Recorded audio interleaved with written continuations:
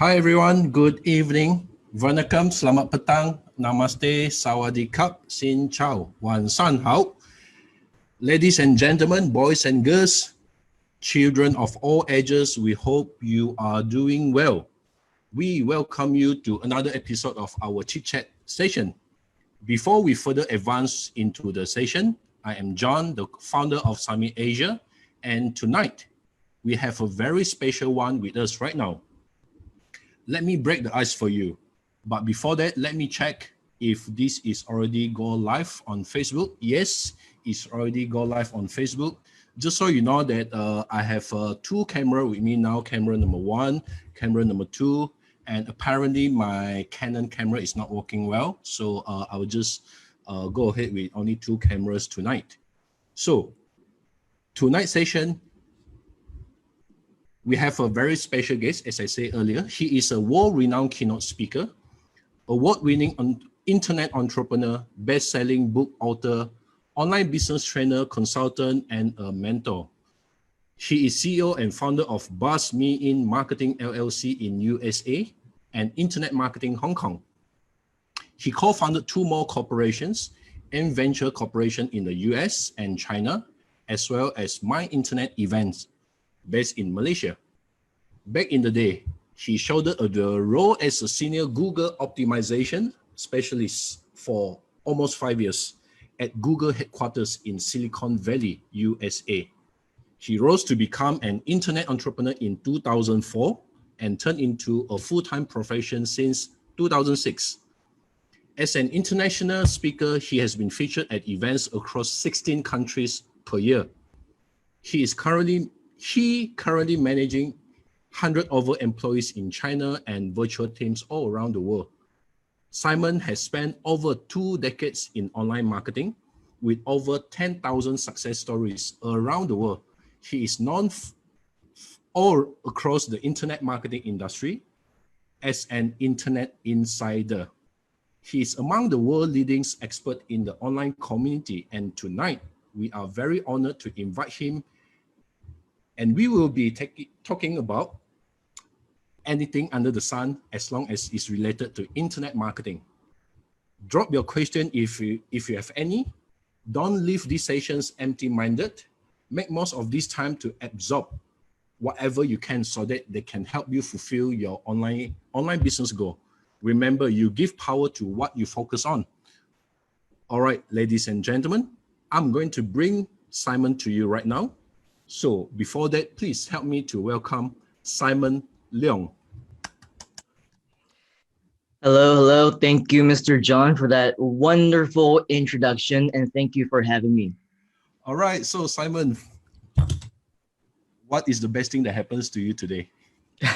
The best thing to happen to me today is the opportunity of obviously to talk to you and of course our amazing friends on the Summit's Facebook page and everywhere else on social media, because these days I think all of us have been stuck at home doing nothing, or at least we're supposed to be, and any opportunity that I have to share socially with anyone who is interested in listening, who has an open mind to want to change their lives for the better, make 2021 and beyond even better than all their previous years before, then we jump at the opportunity to do that. So along with you, we welcome everyone who is watching with us today.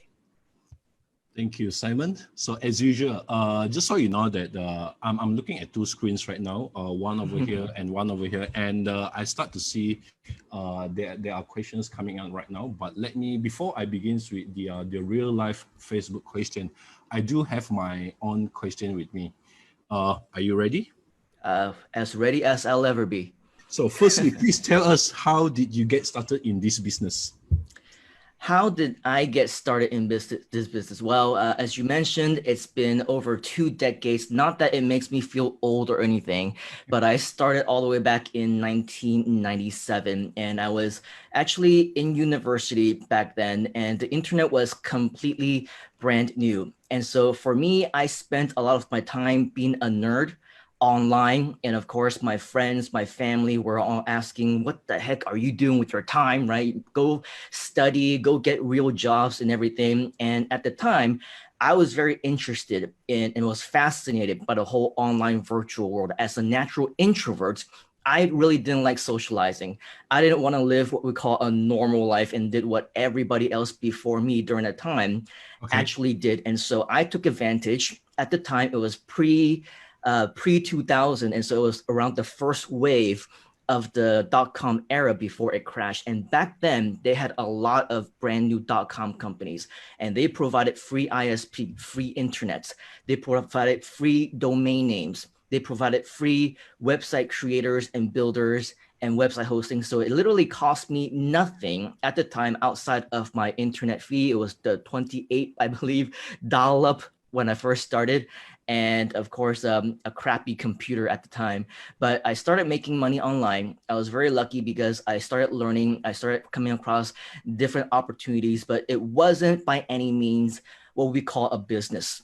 It was Okay. something that I would consider a hobby, or maybe things that I did part time, even as jobs. I had multiple part time jobs because I was trying to get myself through school. I was trying to get myself through college and trying to just make sure that I get fed every single day. And sometimes I would just have either soy sauce over rice or maybe 10-cent ramen noodles at the time. And it was Really? something that I figured I struggled in during the time. But because of what I learned while I was doing that, I think I at one time had 5 or 6 different part-time jobs, all related to internet.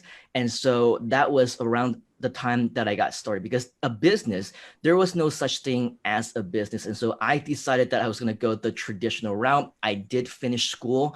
I got a degree in graphic design and a minored in advertising. And I went the traditional route. I got a job. My very first job was in 2002 at a little known company at the time called Google.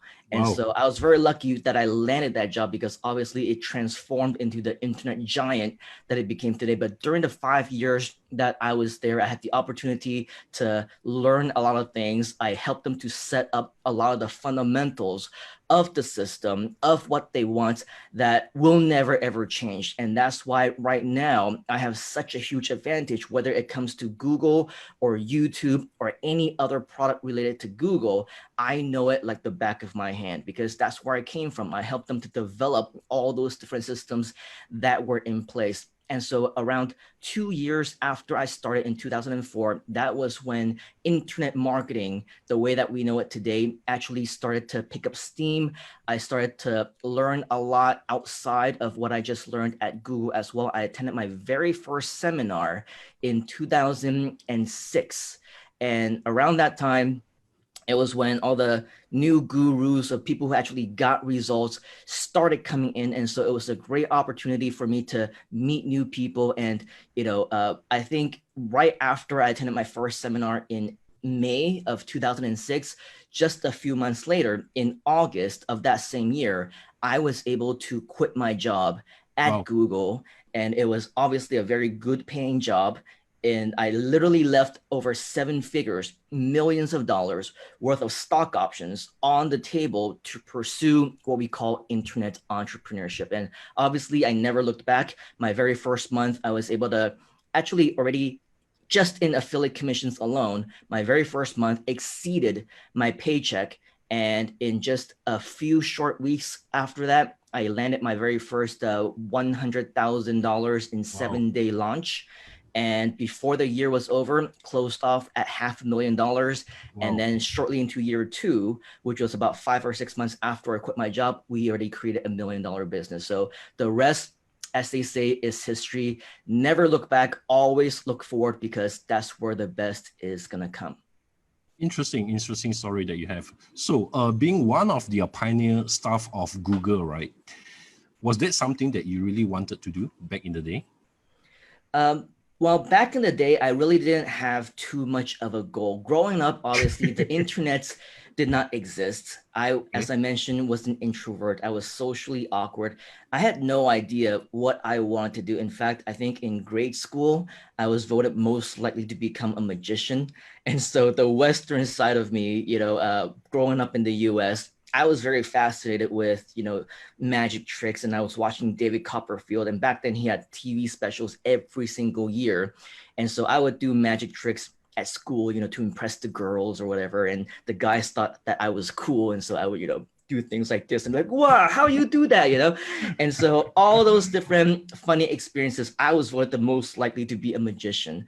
And growing up a little bit more, being more influenced, having more visits to Hong Kong during my, summer holidays and things like that, I started to have a passion in karaoke, in singing. And so for a short time, I also wanted to be a singer. But because the internet wasn't in existence back then, I just went the traditional route.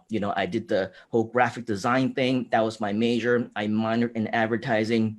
I was, yes, interested in different things like marketing, maybe writing, maybe communication. In fact, it was really interesting to me simply because growing up, I was always bullied. I was bullied because I looked different. I spoke differently for a very long time. But by the time that I was in my teenage years, my English was already better than many of the amos, right? Yeah. I was better in writing. I was better in speaking. I was better in vocabulary. I was winning all the spelling bees and everything. And so soon I became a tutor. I became an English teacher, so to speak, even though, wasn't an official full-time job teacher, but I was teaching a lot of people from all kinds of backgrounds the art of English. And even with my limited Chinese, I was also tutoring on that as well. And so I thought that maybe there was a future in languages, in maybe communications or writing or speaking, but I was an introvert. So I wasn't really interested in speaking. And so what I found was it all changed when I started working at Google.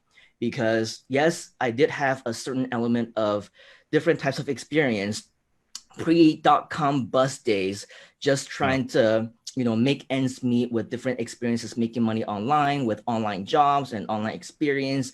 And it wasn't really a business. But when I started working at Google, I started to get exposed to working with clients who were spending a lot of money. Back then, we didn't have a way to track conversion tracking. We didn't know how much they were making, but we knew how much they were spending, how much they were investing. And I was working with clients who actually had hundreds of thousands in USD a day spent. Wow. Sometimes I would meet clients face to face who would be spending $1 million a month or more. And if they're spending that much, that they're making even more than that, right? Yeah. And so obviously that kind of got me to thinking, wow, the light bulb went off. There's a lot of possibilities to make money online, to do all those different things. And so that was what got me started. It wasn't what I initially planned. In fact, I probably planned on staying onto Google. If it weren't for internet marketing or entrepreneurship or the opportunities that I came across during the time, I would probably still be working at Google today, 15, actually 20, close to 20 years later. Yeah. I still have friends who are still working there back when I got started as well. So it's definitely a company that nobody wants to leave. I mean, there's like obviously Apple and Facebook and other social media companies in the Silicon Valley now that are really competitive. But back then, Google was the place to work, free lunches every single, actually free 3 meals every single day. Really? And all the snacks that you can eat. And it was just like a college campus. There's foosball, there's basketball course, there's gyms. It was just a whole lot of fun. So that was what I wanted to do. I wanted to just kind of become an entrepreneur, become a career person, not thinking about entrepreneurship, but in a place where it was just a lot of fun. And even I think back then we were forced into training. Like we were supposed to train because I was one of the first people who created the system. They forced me to train my fellow employees, my colleagues, how to build the system, how to optimize, how to do all those different things. And I remember hating it because I was an introvert and I still am, but I absolutely loathed the idea of having to talk when I didn't want to talk, especially being in front of a room, being, in a public setting, having to train people. And so obviously fast forward close to 20 years later, a lot has changed. In fact, back in 2006 already, I had my very first official stage presentation at a seminar. And so, all these things I never, ever imagined that I would be doing, 20 years ago. But here we are, as they say, once time passes by, then you grow along with it. And so that's what I see. You know, I see all of us having the opportunity to continue to grow every single day, continue to improve, learn new things, develop new skills. And so whatever it is that you think that you're up to right now, that you should be doing, that you have ambitions of doing, who knows, maybe 6 months from now, a year from now, you will be doing something completely different, having discovered a brand new niche in your calling and absolutely loving it. So that's the beauty of, I believe, summits as well, is because we encourage people to learn new things and become better versions of themselves. Wow. So for the past 3 to 4 minutes, I think you have shared quite a fair bit of history about you yourself. So obviously you have gone through the ups and downs in your life. So now, how did it feel when you got to the point who you are in your business today after all the ups and downs in the past like 20 over years now? I mean, that is the question, right? Yeah. Who am I? Who am I? That really is the question. It's not just who am I today, it's who am I, because I just mentioned every single day is an opportunity for you to continue to learn, continue to improve, continue to do new things, and become even bigger and better. So I see every new level as just yet another milestone, as just something else that I can step on my way up to doing even bigger and better things. And so the beginning was obviously very cool. You know, was able to outbeat my own salary in my very first month, built a $500,000 business, launched launched the product in 7 days, made 100K, and built a $1 million business in just a few months. But obviously all of that is just the beginning. And it wasn't really about making the money, because the money was already there. I had a really good job. I had nice savings. So I wasn't really hurting financially, so to speak. So I wish that, like many other speakers, there's some really great rags to riches type of story. Yes, maybe there was when I was in university, but that was expected, you know, the 10 cents ramen noodles, the soy sauce over rice. But after I got my job, you know, anybody can get a job, a 9 to 5, a corporate job, career. Anybody can make money, you know, so to speak. Obviously 2020 happened and a lot has changed, but that's what I said. A lot of times is more than just about making money. So when I first attended my first seminar, what inspired me to actually quit my job wasn't because of the money. It was because at that first seminar that I went to, even as a newbie, even still back then as an employee, people, after finding out that I was working at Google at the time, they came up to me and asked for help. They came and asked for advice, and I wasn't an entrepreneur back then. I didn't have a product. I didn't have a service. I didn't have anything to sell. So I was just sharing.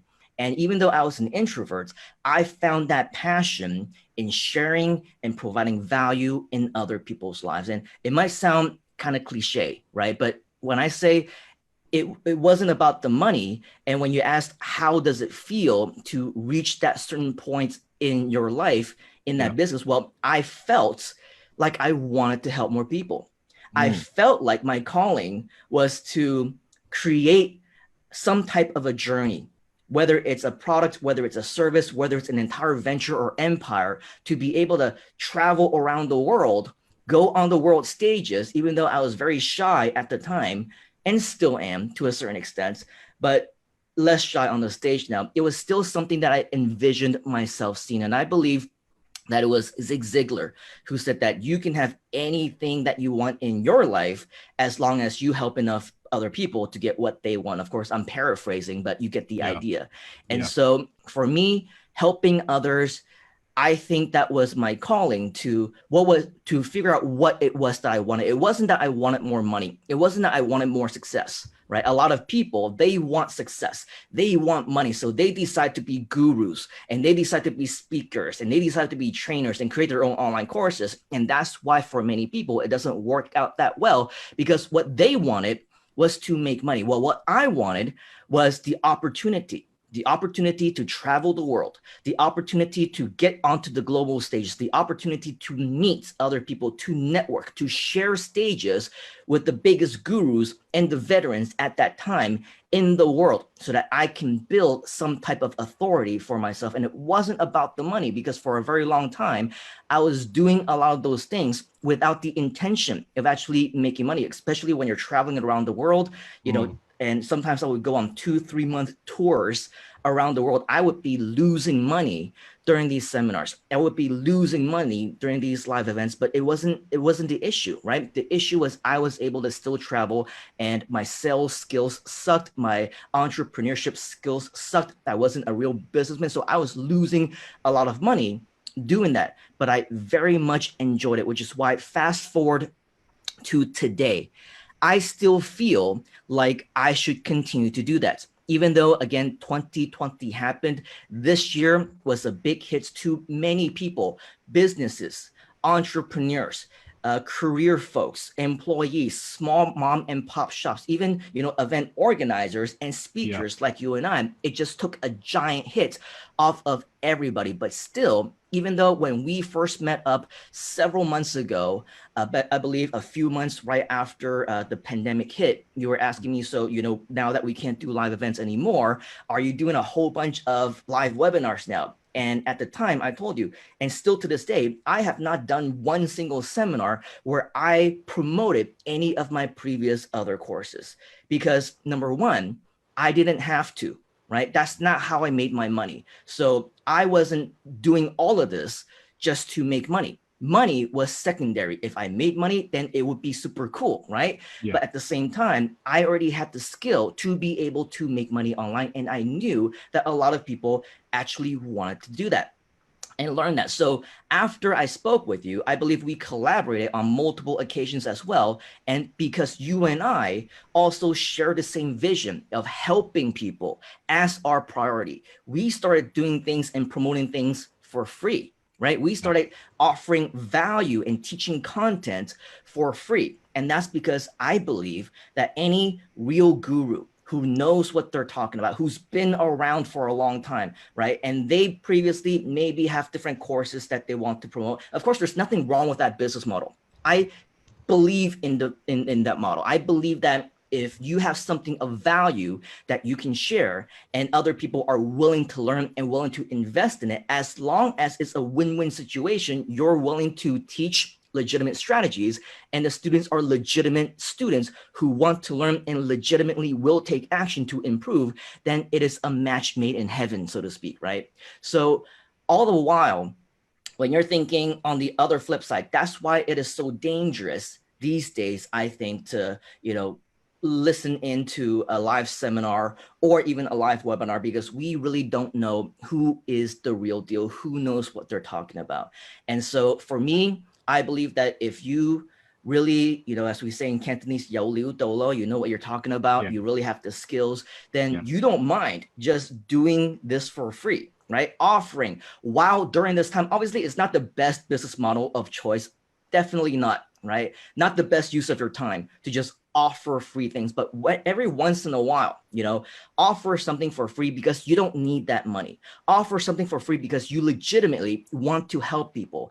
And that's why I'm proud to really partner with people like you, Mr. John, as well as Summit, because you share the same vision as me. And the moment that I even said, yeah, you know, so I'm teaching free classes, or I'm sharing all this for free, say, hey, let's partner up, let's collaborate, because I also want to share content with my people for free as well. And so just with all these free, you know, chit chats, as well as the classes and courses, I know that we share the same vision. And that's how I know you as well, Mr. John. You are the real deal also. All right. So I really appreciate it, man. My man. All right. So coming back to the real deal, the guru, I'll come back to that in a short while. But before that, let me go into the live question.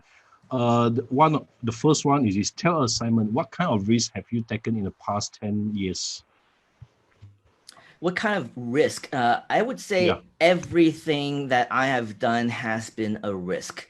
Well, first of all, leaving a job at Google was probably the biggest risk that I agree. anybody could ever take, especially back in 2006 when internet was still pretty new, entrepreneurship was all very new, and I was just basically taking that chance. By working at Google, in addition to getting paid and a stable job and stable income, I was also getting fed every single day. The moment that I tendered in my resignation, all of that went away. The guarantee that I would get fed also went away. In fact, I was at high risk of going back into my ramen and 10-cent soy sauce and rice days, maybe even worse, simply because of all the additional investments that I would then need to make into my business. And then I would say again, traveling around the world with zero guarantee that I would make money. Again, I actually lost money in many of my trips. All of those were risked as well. And so what paid off, why did I continue to do it, was my dream that I was going to build some type of authority for myself, and maybe we can then build my own community. I can partner with people whom I will meet. Like I said, networking was a big part, and it was because I was traveling around the world that it allowed me to not only visit those places, but back in, I believe, 2010, 2011, yes, it was about 9-10 years ago now, I moved away from the US. And so first I moved to Hong Kong, and then I moved to China, and then I moved to Singapore, and then I moved to Indonesia for a few months, and now I'm in Malaysia. And so picking up and moving to a brand new country, all of these are huge risks as well. And so I would say if you are ever in pursuit of happiness, if you're in pursuit of something bigger than what you feel like you are doing now, if you're in pursuit of becoming even a better person and chasing after a lifestyle that you deserve than what you have right now. What you have right now is only a scratch on the surface of what can be possible. Then yes, all of us need to take risks, right? You need to quit your job. If you continue working your job, it's not going to get any better. You need to try new things. You need to invest in yourself, right? You need to invest in businesses. Even before I quit Google, I invested hundreds of thousands in USD just in my education alone. So my entire life, my entire professional life has been full of risk. But if you really think about it, unless you want to be a hermit and you want to stay at home every single day, let's not talk about the pandemic, okay? Even pre-pandemic days or post-pandemic days, after all of this is behind us, the moment that you walk out your front door, you're taking a risk. Every time that you cross the streets, you're taking a risk. Every time that you are eating food, makan, which we all love to do right here in Malaysia. That's why staying at home and not being able to go out and exercise, I keep continuing to get fatter and fatter, and Chong is like, you're getting weight, bro. I said, I know. That's the way it is, but if I don't want to gain weight, then I stop eating, right? But then that is also a risk. So everything that you do, whether you eat or you don't eat, you breathe or you don't breathe these days, right? You're also taking a risk. You touch things or you don't touch things, you're also taking a risk. So I would say risk is all around us. And the only way that you're ever going to get better, off to bigger and better things, is if you continue taking those risks. So keep risking, right? And that's when you will see. Interesting. So the next question that we have obviously is from India. Now, what kind of person makes a successful online entrepreneur just like you yourself? What kind of person makes a successful online entrepreneur just like you yourself? So good question. I think it's also a little bit cliche as well. I would probably say someone who just have a positive mindset and attitude, somebody who is committed and doesn't give up. And the reason why I say that is because based on so many things, especially in recent times, we have seen so much negativity, whether it's on the news, and if you let that affect you, and especially because I have a lot of friends who are all around the world. I have a ton of friends who are in the US, many of whom are also people that I looked up to. as mentor figures, as coaches, as people who inspired me when I first got started. And just some of the things that I see them post these days are greatly, greatly disappointing. I mean, I'm not talking about their stance. Everybody has the right to their own opinion. But when you see different people insulting each other, when you see people who don't agree with certain views, and somehow it's their excuse to put down other people, okay, there's two ways to look at it, right? If you say politics, okay. If you say pandemic, okay. If you say mask wearing, okay. Let's just use one example. For some people, right, you should not be wearing masks. That's what they say. And to anyone who is wearing a mask, they're stupid because masks don't work and you're just suffocating yourself. That's what they say. They call people stupid.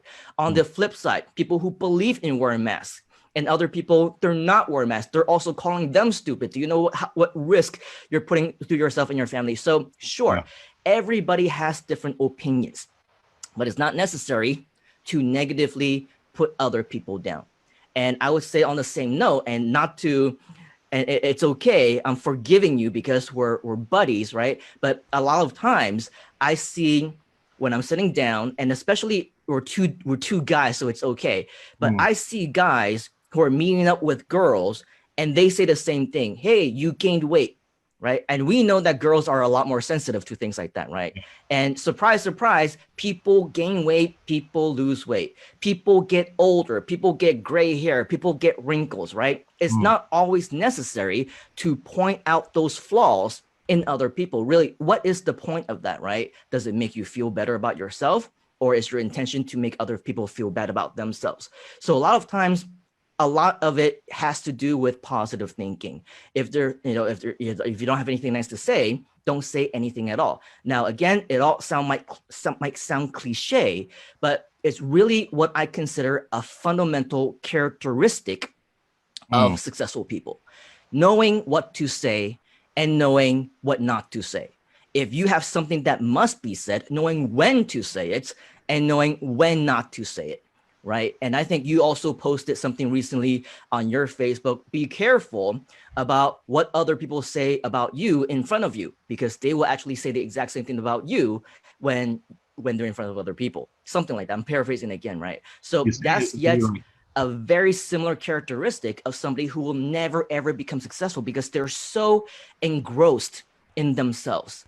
They're so engrossed in different ways of making themselves feel better. They're not being productive. You know, right now, 2020 has happened and people, like me and you, our businesses got affected, impacted big time. But you also see me and you progressing forward, right? We have other people who are protesting on the streets, who are rioting, who are again on social media, bashing the government, bashing their senators and bashing everyone else who doesn't agree with them. If you say, yeah, I should stay at home, and your government tells you, okay, we're opening, then you bash the government. If you say, I want everything to open up, but now we're CMCO again, then you bash the government. Here is something that we need to keep in mind. It doesn't matter where you are. It doesn't matter who your president is, okay? It doesn't matter who your prime minister is. It doesn't matter who your king and queen is. They are not going to feed you. They are not going to make you successful. So regardless, there's a lot of people right here in Malaysia who are not happy with the leadership, but it doesn't stop me and you from going all out. And unlike a lot of other people who are complaining, we are moving forward, right? True. A lot of people in the US, they're not happy about the election results. And there are other people who are happy or happy. It doesn't matter if you're happy or not happy, right? It doesn't matter who your president is. I was unhappy with, certain leadership for the past several years, but that didn't stop me from moving away. It didn't stop me from chasing after what I felt I was due. And it didn't stop me from still being able to accomplish all those different goals. So the moment that you let other people dictate who you are, dictate your success level, and dictate where you're going to go in your life, that is you setting yourself up for failure. So I would say, what kind of person makes a successful entrepreneur? Somebody who is willing to separate yourself from the pack. Know that you are an individual. Continue to learn, continue to invest in yourself, take time to actually learn new things, but more importantly, take action. And a lot of times you might need the right entrepreneur mentor, the right business coach, the right life coach in order for you to get guidance to get there. But ultimately, once you find that guidance, even though you find that guidance, that coach isn't going to feed you directly either, right? You're still going to have to be responsible for yourself. So take responsibility and take action. That's how you will become successful. Great. Great wisdom and answer that you have there. So coming back to the next questions here from Malaysia. To be a profitable online entrepreneur, do you need to put in long hours daily? To be a successful entrepreneur, do you need to put in long hours daily? I would say not necessarily, okay. But I would also say it depends on your business model. Because, for example, I know a lot of people who work every single waking hour of every single day, and they work a lot, and they put in a lot of hours. They continue to learn, they continue to implement, but they don't have anything to show for it.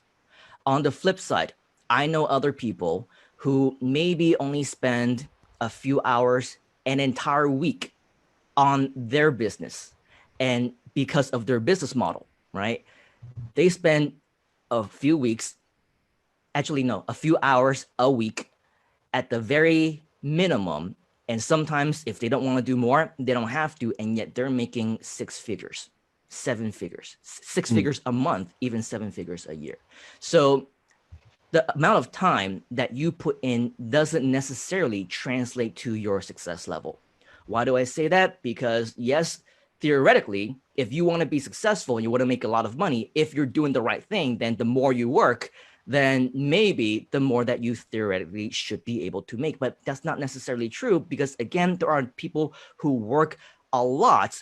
But if you're not focusing on the right things, if your business model is wrong, if you don't have the right knowledge, you're not executing on the correct skills, or you're not leveraging on the right platforms, you're not learning from the right mentor, then you can also be setting up yourself for failure, for not making the best use of your time, right? So the ideal, I would say, if I would pick a middle ground, is to actually have a business model that you know is working, that you know if you put in a lot of hours, you could be making a pretty good profit. But at the same time, if you can sit back and you can, hire other people, if you can outsource some things, or even if it's a 1-person team or a 2-people team, and you simply just spend a few hours, let's not say a week, let's say a few hours a day, and you know that those few hours can be very productive and you're laser focused on the task at hand, then make sure that you do that as well. At the end of the night, I would say it all also depends on you and your characteristics. Some people are just workaholics. They live and breathe their work. They can't just work a few hours a week or even a few hours a day because they always want to be working. So adapt whatever is suitable for you, but ultimately know what your passion is, know what it is that is your passion project. Is that what you want to be doing? And make sure that when you focus on it, that you're targeting for the results. As they say, if you are truly passionate about what you do, then it doesn't feel like work at all. So if you say work in a few hours, if it doesn't even feel like work, even though you're working the entire day, you feel like you're just having fun and the money just comes along with it. So I would say invest as much time as you feel is necessary to get the results that you want. Right, thanks for your answer. But on the side note, do you think that John Chong is a workaholic? Do you think that I think John Chong is definitely working a lot more than an average person. But I also believe that it is because you are very passionate about not only what you do, you're also passionate in your team. I've seen how you take care of your fellow team members. I've seen how you grow to other countries. And so I know that, a big part of having an events business is the ability to travel, obviously not right now, but to be able to travel, to be able to meet new people. And one of the original reasons why I started speaking in the first place, right? So it's the exact same benefits. We just kind of went different paths. You organized the events that I would speak on, right? So all of those, I believe, because you're passionate about it, that's why you invest the hours. Do you need to? I would probably say you wouldn't need to if you don't want to. But in addition to obviously being passionate about your work, being passionate to your staff, you're also passionate to your partners, your speakers. You also keep good care of them. And you're also passionate to your customers, and everyone who is watching right now have access to you. You're always thinking of new ways to provide them with value. And I think that's why John Chong is a workaholic, is because you're always thinking of new ways to make it a much better experience for anybody who is watching you, who is watching your speaker. You're always thinking of new shows to put on. Who else can I interview? How else can I add more value to all these people? So it's because you want to do it. And believe me, I know many event organizers, and rarely any of them would do any of it. And that's why a lot of them don't work very long hours. They don't work very much at all. But that's because probably they're not as passionate about the entire business as you are. I take it as a compliment, but you nailed it right. Just so you know, passionate. Yeah, but thanks. Now moving on to the next things. I think this is my personal question, but again, I think just to make it clear to all the viewers and listeners, what I'm about to ask Simon next is something that can be quite sensitive, but I think you have to take it constructively. Earlier on, Simon did mention about the real deal, the guru, and so on and so forth. So I guess the bold statement is this: the rise of fake guru outside there, whether it's in Malaysia, in Singapore, Southeast Asia, or all around the world. So in your opinion, what is happening in this education industry at the moment? You're right. It is a very sensitive topic, and it's definitely not for the faint of hearts. And to the wrong people who might be listening to this, you can get offended at my answer for what I'm about to say, because I'm known to be quite blunt sometimes, but I try not to be. But when the opportunity is right, and I think this is the right situation to be sharing what I truly am feeling. But let's face it, okay? Let's start at a place of mutual understanding. 2020 has definitely been a very unique year, let's just say, for all of us. The world has changed. People have changed, or rather, some people, their true colors also showed during this time. And it's basically, I would say, a very sensitive time, simply because if we take the politics aside, if we take the pandemic aside and everything, the industry itself has already seen its fair share of problems with what you just mentioned, fake gurus, for the past number of years. And it's nothing new. But now, more than ever, it has become a much bigger problem. Let's start with just a few years ago. There have been cases where, of course, people, they have no idea what they're talking about. They see the opportunity in coaching. They see the opportunity in live events. They see the opportunity in online courses. And so they jumped on it. And going back to what I said earlier, if you don't even have the skills to help yourself, then how can you help other people? You simply can't, right? And unfortunately, during that time, all these people, and I know many of them because some of them actually were my students, unfortunately. Some people, I recognize them as well as having attended my class just 1 or 2 weeks prior. And in a short time, I see them running their own Facebook ads. And so for me, I knew that it has started to become a really big problem. And now I believe that for many of us, we recognize it to be a problem. And so, I'm trying to be nice here, but for all of us who are in the position, let's say, and we want to know what is happening to the industry. We already know what's happening to the industry, right? The fake gurus are coming, and especially during this time, more and more are coming into play because they're more desperate, right? And so because they're more desperate, now they're going to more desperate solutions. So face on CK, face on Fong Fa, right? So what they're doing is they know that they have no better way of making money. So they want to, for lack of better terms, quote unquote, scam other people. And they know, how do you know actually who is somebody that you can trust in the first place? Well, let's go back to what we mentioned earlier. Mr. John, he asked me when we first met up after the MCO period, have you been doing webinars? Have you been teaching your courses online? And I said, no. And he said, why? And I said, because I've actually been implementing, I've been applying everything that I have been teaching. Okay, so if you are somebody who actually knows what you're talking about, you are the real deal. You do not need to be in this business of coaching or training or mentoring, because you have other ways of making money. And especially if you know that now is not the best time. People are losing their jobs. People are financially on a burden. People do not have the money to invest. And yet you still go out there and you still try to sell these courses. Well, that just shows your desperation, doesn't it? For me, yes, even though my income generation methods had nothing to do with selling online courses or teaching classes or mentoring, I was still offering my mentorship for free. I was still sharing. I was still doing courses, and I was not charging anything for any of that. Now, this, I believe, is a very good test for all of us.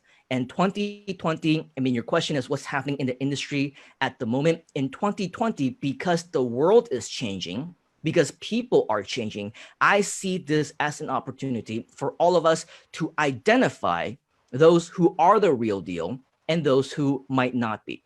So what can we do to really find out, right? Because now we can see if people are not doing online courses or they're not doing webinars and they're not selling their coaching, how are they going to survive, right? Yeah. So the people who are not doing it and are still able to survive and are still having their best years, right? Those are the real deal. I have not sold any courses this year. I did not sell one coaching program this year. I provided everything on a mentoring standpoint for free, but still, I would say I probably am having one of the best years that I have had in a long time. And not just because, I made more money, I became more successful or whatever else, but I believe that being able to stay at home and be able to spend more time with family and your loved ones is something that money can't buy anyway. When you're traveling, you're running your business. I saw all of this as almost a blessing in disguise because it allowed me to make a change on something that I wasn't happy with in my life. And early this year, I moved into this house. And a month or two ago, we closed on another new house, which I'm going to be moving into next year after renovation. So by no means am I going broke simply because I'm not selling courses. I'm doing all the other things. I'm implementing what I've been teaching all these years. And that's why we're able to get results. That's why we're able to survive. So if you're asking me, well, what else can we do? How else can we test if all these people are actually the real deal? Well, it's also a test, I would say, for event organizers as well as speakers. Are they going to show their true colors by now forcing more and more courses? Or maybe they've been doing that ever since March. They've been running a lot of virtual summits and having 20 speakers each and every single time in the exact same way as what was previously done. And one after another, speaker after speaker after speaker are just trying to pitch their courses. Or are you going to be like John Chong and Summit, where now, yes, we went online, and now instead of having live in-person events, we have live Zoom events, but still being able to provide value and being able to provide teachings and coaching for absolutely free. Now, again, I'm not saying that this is a long-term business. It's not a smart business decision by any means, right? Yeah. Because who's going to turn on the lights? Who's going to pay the bills, right? Who's going to feed your staff? We are businesses. We are entrepreneurs at the end of the day.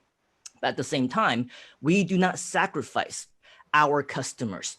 And we do not say and throw them to the wolves just because we need to pay the bills, despite I'm sure you're losing money in your business, just like what I had been in the businesses that have expenses, right? Yeah. Well, still, we decide that we were going to do things for free and provide value. Sure, because we're entrepreneurs, because we're the real deal, we can make money in other ways. We can generate revenue in other ways.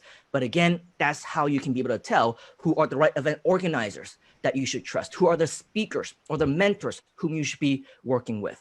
because ultimately the people who have been spending the majority of the pandemic time just sharing value for free, providing as much content as possible, these are the people that I believe you can trust. And as far as the rest of the market is concerned, for people like you who might be watching and you're saying, well, what questions can I ask? How can I really trust the speaker? Well, number one, ask them, how long have you been around? For many of the people that I talked about, they were my students. I saw them 2 weeks ago in my classes. They have no more than 2 weeks experience, right?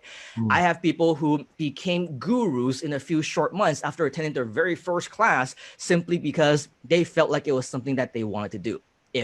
If the SHIT hits the fan, right, and 2020 hit them smack in the face, and we said, hey, you cannot sell any courses, but you can go online, start making money right now, I guarantee that 99.9999999% of all of them cannot do it. Okay, they would not be able to do any of that. So that's why it's important. You ask them how long they have been around. Many of them, no more than just a few years. I have been making money online since 1997. And alongside with the veteran friends that I have, whom I know are the real deal, they have been around for as long as I have, some even more. Ask them, how many success stories do you have? Many people can't even name one. If you ask me to get on the phone and call up a few of my success stories, they will tell you right there on the line what they learned from me, how they became successful over it, and they would be legitimately telling you the truth. No, I don't go on, I don't know what's the name, Cameo or something, you know, for or Fiverr and pay people to give me testimonials. People who give me testimonials are verifiable, are 100% my students who got legitimate results. These other people, maybe they went on Fiverr. I know people who go on Cameo. I know people who paid their students just to get them the testimonials. Okay, those are the fake gurus. We have over 10,000 of them, by the way. If you go to any one of my YouTube channels or my websites, depending on which particular topic or which particular course, you will see different testimonials who are successful based on what they learned from me. Also, during these times, I believe that many people are, quite frankly, focusing and prioritizing on simply making sales. So ask them, do you simply just want to make a sale, or do you legitimately want to help me? Because for Mr. John and myself, we've been giving back. We've been doing many things for free. And I will tell you right now, anyone who is the real deal right now, all the real players, they are providing value. You know, whether it's at a cost or not, just know that if they are the real deal, then they are somebody, whether it's for free or whether it's 5,000 USD or 10,000 USD, it's worth to invest. Okay. But the very first thing that you need to understand is whom you can trust in the first place. And so I know it's a big problem, because every time that, even if I were to go on stage now, or if I go onto a webinar, people cannot differentiate me from a bar of soap. They don't know the difference between me and the guy who says something very similar just yesterday, right? Everybody is just blah, you know, vomiting whatever they want to come out of their mouths. And some of them can be very convincing. Their skill is that they are very persuasive. But when it comes to delivery, when it comes to real results, real experience, okay, that's when we as consumers need to do our own diligence to make sure that we invest in the right people who will legitimately have the best intentions to help us. All right. So thanks for your answer. So before we let you go, let me just pick one more question from the Facebook right now. Interestingly, I'm seeing one or two questions about YouTube. Let me read it out. Would there be a much better time for me to start a YouTube channel other than now? With almost anything in entrepreneurship, including YouTube, including, you know, affiliate marketing, including SEO and learning and everything else, there never is a better time than now, unless you're talking about yesterday. Okay, the best time is always yesterday or the day before or the day before. I would probably say I got in at the most opportune time for me 23 years ago in 1997, because you do need time. to continue to grow. You do need time to learn. You do need time to adapt. You need time to make mistakes, and you need time to get results.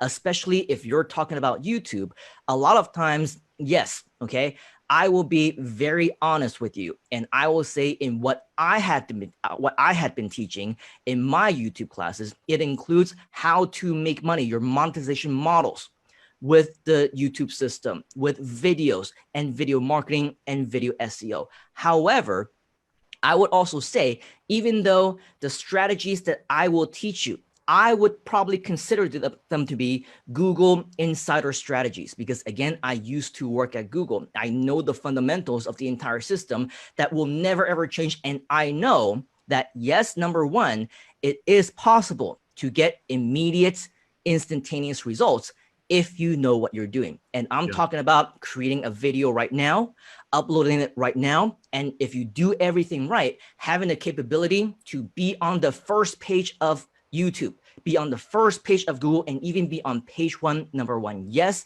that is possible. But don't get me wrong. I'm not saying that just because you have that skill that you'll also instantly be able to make good videos, that the quality of your content will be those that people will want to watch.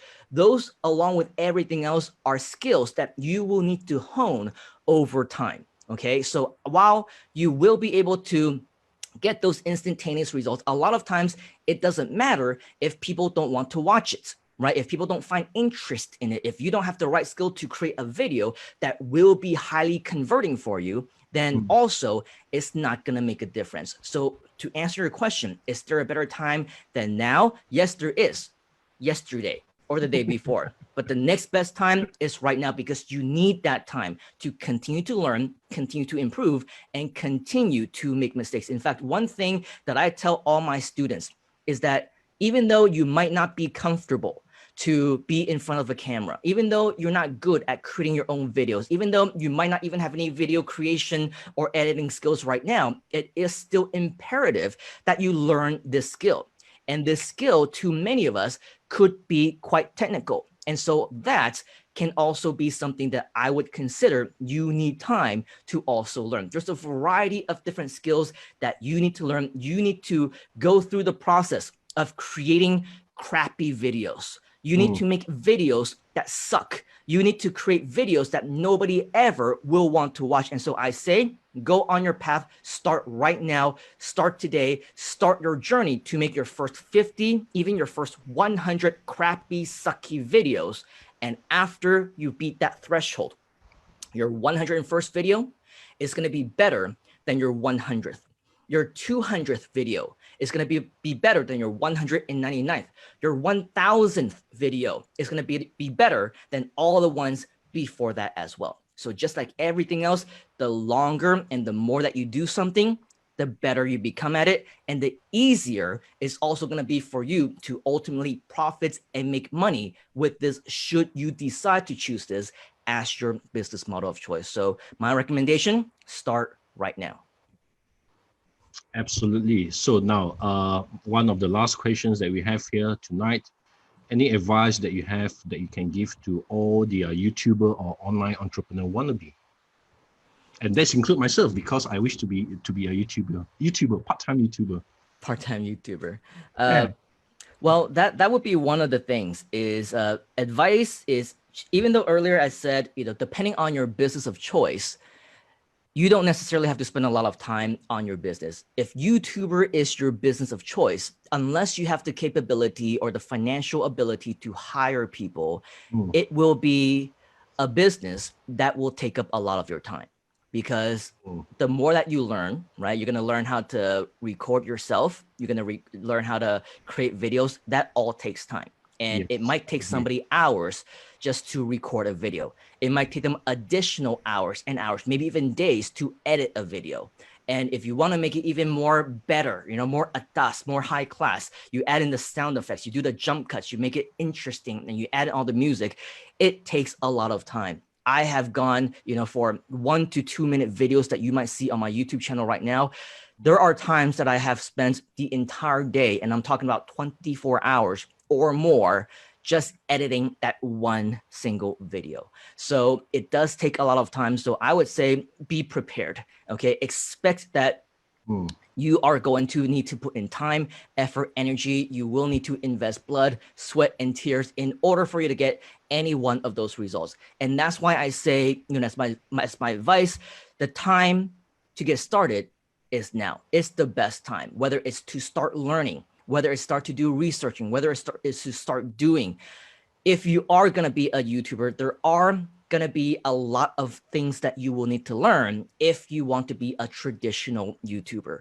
Yeah. If you want to say, you want to leverage, if your definition of becoming a YouTuber or starting on YouTube is that you simply want to make money, then maybe you want to be a little bit more creative. For example, being here in Southeast Asia for quite a while, for the last 10 years, what I've come to know for my live classes is that, yes, a lot of people, they want to leverage on different platforms that are popular.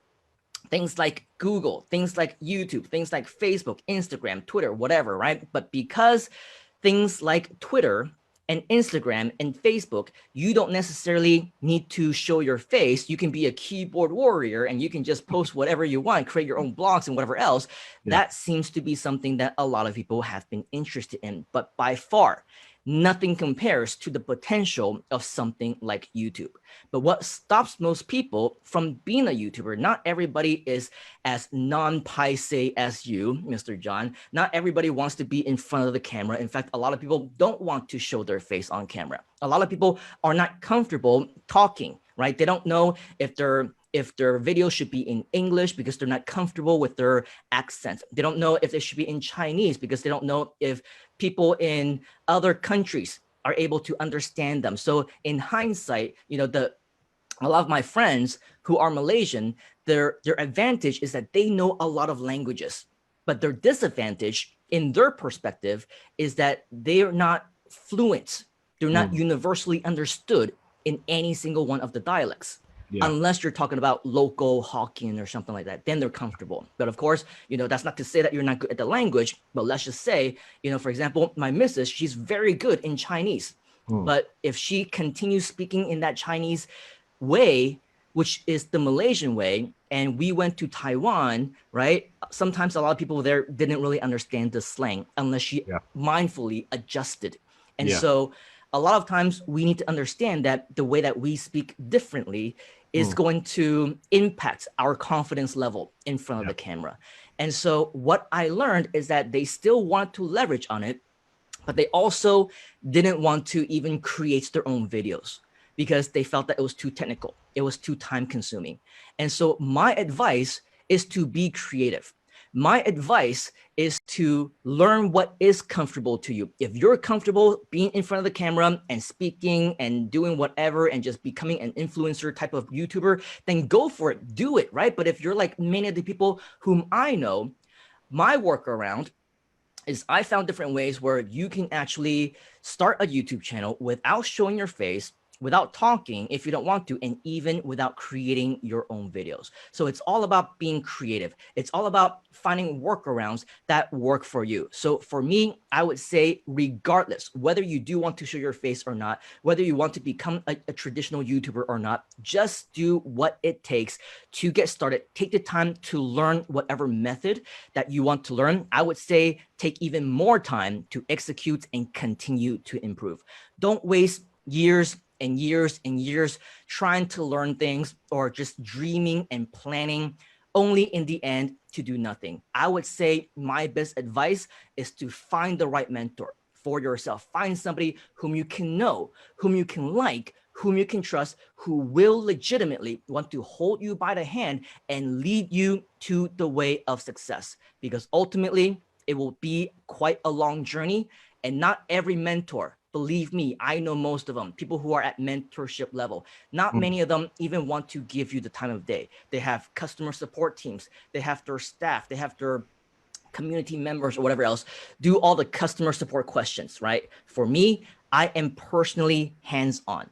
If I say that I'm going to give you some online coaching or online review session or online additional bonuses or whatever else, it's me in front of the camera doing that session and providing that to my students. So make sure that you find the right mentor who doesn't give up on you, but more importantly, you do not give up on yourself, and you do not give up until you actually get your results. And even after you get your results, that's just the beginning, because there's always bigger and better fishes to fry. If you can make $1, you can make 100. If you can make 100, you can make 1,000. If you can make 1,000, you can make 1,000,000 or even more than that. So never stop, reach your goals, always strive for even bigger and better success. That is my advice to you.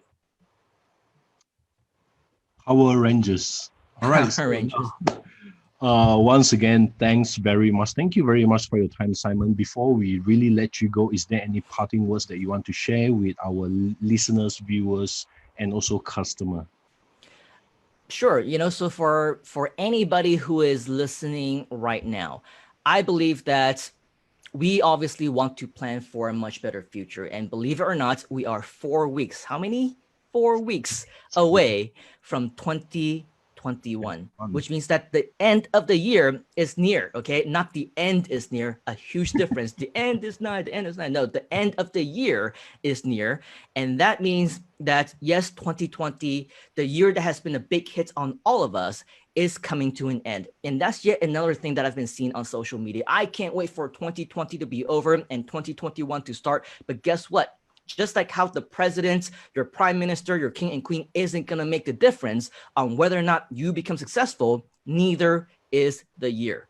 If you want to make sure that your 2021 is better than your 2020, then you need to be prepared. Now, for many people, 2020 was a big hit for them because they were unprepared. And that's why they're struggling. That's why a lot of people who have no better options, they're still respectably making ends meet. We see stories from pilots who lost their jobs, the people who had hotels. I think recently there was news like yesterday, 12 additional hotels in JB just closed down. People's businesses are going away, right? And you have two options. You can feel sorry about yourself. You can continue to whine and complain and say, why me, right? Or you can make a difference in yourself. Take action, right? All the pilots, as I was talking about, now they're like flipping burgers. They're driving Grab, right? Or they're doing food delivery. They're finding ways to make ends meet. So don't be one of those complainers. And even though they were unprepared, they still maybe had this concept and they took action. And that's why they're still able to pay the bills. That's why they're still able to feed their family. But that's not to say that you have to do the same thing. Because I would say if you have the capability to be watching us right now, if you have the physical ability as well as the technological ability, you're watching us on your phone, you have a computer, you have access to internet, you are in a much better place than many people around the world who don't have access to internet, who don't have access to a computer, who cannot watch us right now. Because if you have this, even just the technological ability, it means that you also have access to the opportunity itself.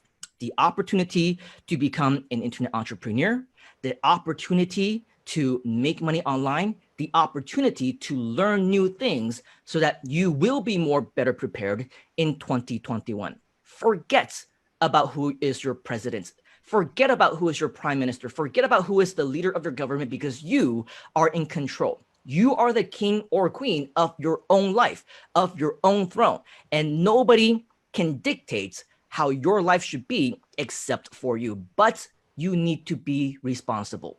You need to take responsibility of that, because if you do nothing, then nothing will happen. Your 2021 will be exactly like 2020, exactly like 2019 and all the years before that, maybe even worse, because the rumor is that no, even though the vaccines are coming, right? And that's just a rumor. I don't want to spread any conspiracy theories or anything, but we don't know what is the future of this virus. It can multiply, right? It can change. It can mutates, all the vaccines, all the things that we finally are able to figure out might not be able to work anymore. We might have more MCOs next year, not just CMCO or EMCO or RMCO. We might be forced into full lockdown again, whether it's for this reason or another reason that we simply can't plan. And chances are this will not be the last global crisis that will impact everybody globally.